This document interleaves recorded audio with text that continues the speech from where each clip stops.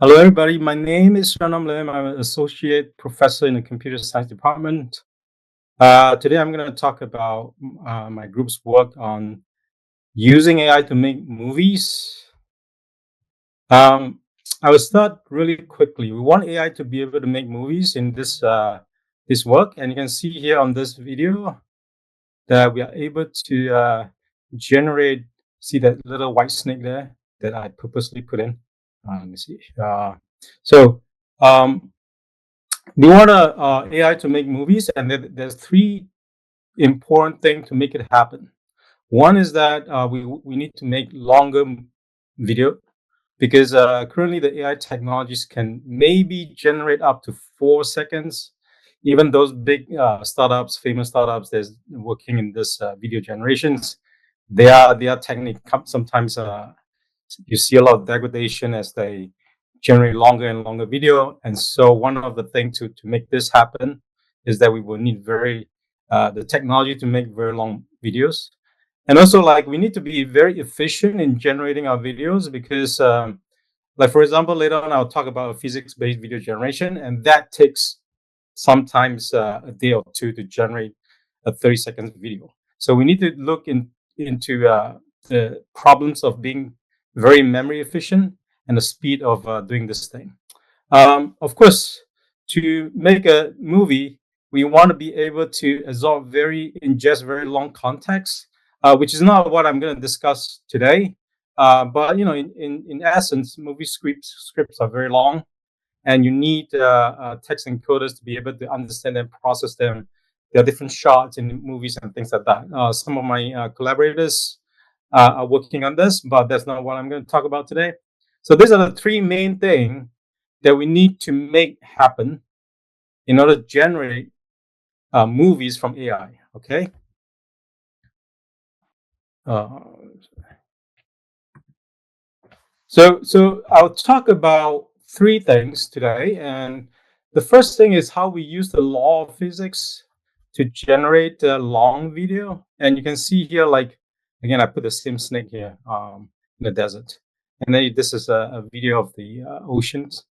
So the law of physics approach that we are working on is that we want to be able to generate video while respecting some of the physics in the video. For example, the optical flow, the albedo, right? As the camera pan tail move around, you want to make sure that the albedo of a pixel, right, is still the same as the last frame.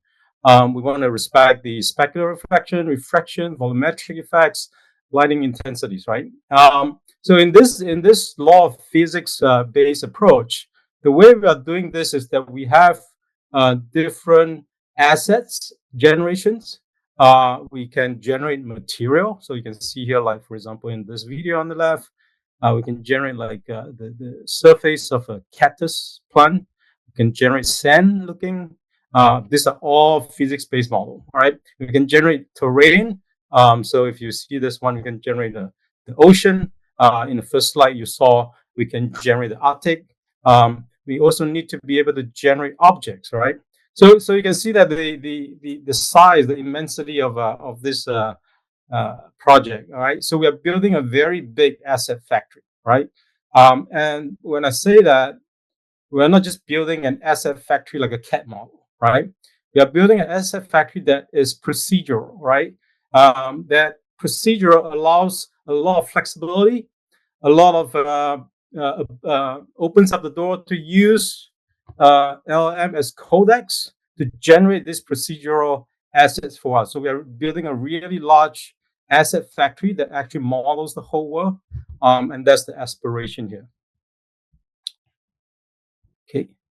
Here, this is some example of another approach that we use, which is autoregressive approach. I think Amrit touched on that. What autoregressive is? It's sort of like predicting one token after another. Now you'll see some degradation. I think that in terms of quality, they definitely are not as good as the physics-based model. But just pay attention to physics-based model takes sometimes 1 or 2 days to generate 30 seconds of video. This thing takes about 3 minutes. Okay, so there's a kind of a trade-off, right? But still, autoregressive can be used to generate very long video, and the quality is definitely better than even some of the current state of the art and some of the big startups that's working on these things. In this slide, you can see that there's some degradation as it goes down. It's a little bit of a blurriness here, but and you can see that this maple tree thing. But in general, we are quite happy with what we have from autoregressive, because at least you can see that there's temporal consistency in this video generated. I'll dive a little bit into how we did this. Now, without going into a lot of details, and this is also generated with auto regression. This is a snow night scene. I think it came a long way. At first, when we were trying to do this thing looks horrible, but now it's really good. You'll see some degradation in the end, but in general, I think we have came a long way. How did we overcome this, right? So we overcome this by using short video, right? A lot of people will do auto regression, right?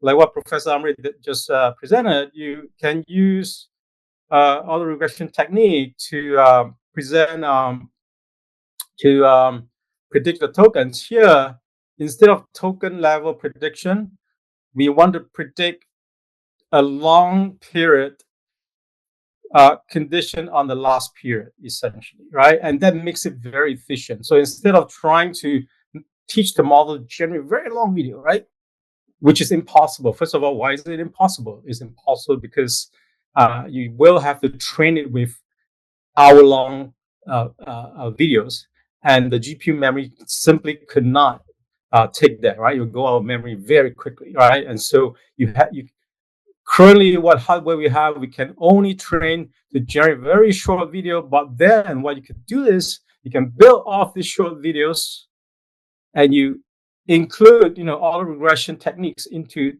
these short videos to build them together, right? You can use exponential updates and stuff like that. So that's what we are doing here.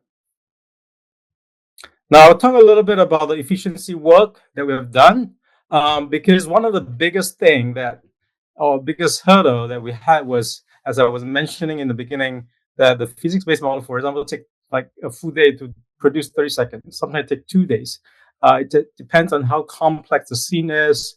If the material, like if you have like a leopard maybe, right, and the scene is really complex and stuff like that, then you are really going into a lot of details per pixel, per mesh level, and it's sometimes it take two days to just generate a scene of a lion running in savannah or things like that, right? So really, we put a lot of effort into how we can be more efficient.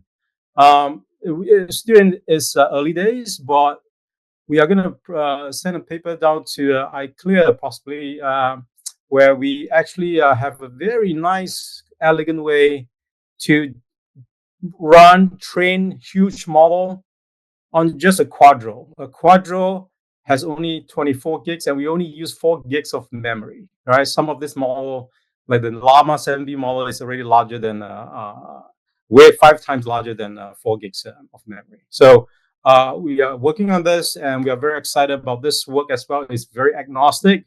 It doesn't care which model you have; they will still run it, and it will use very small amount of memory.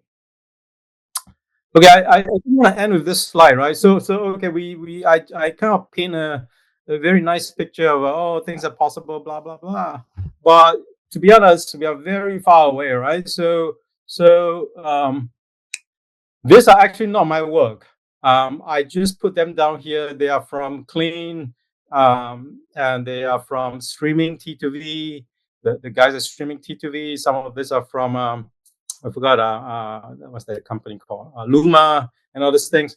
And these videos, you can see that a lot of them, in fact, all of them are suffering from high level of details, like robots. You see, this guy's like dying. I don't know.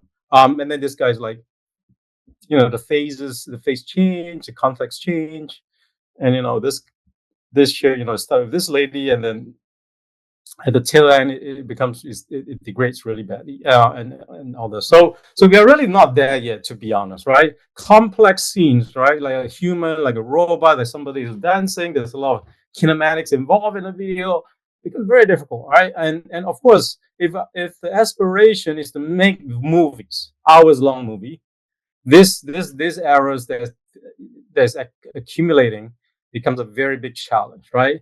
We are looking into different approach, right? RHF and definitely physics-based model. Physics-based model wouldn't have this problem, right? So which one is the best? But physics-based model is so slow, right? So we have to figure that out as well, right?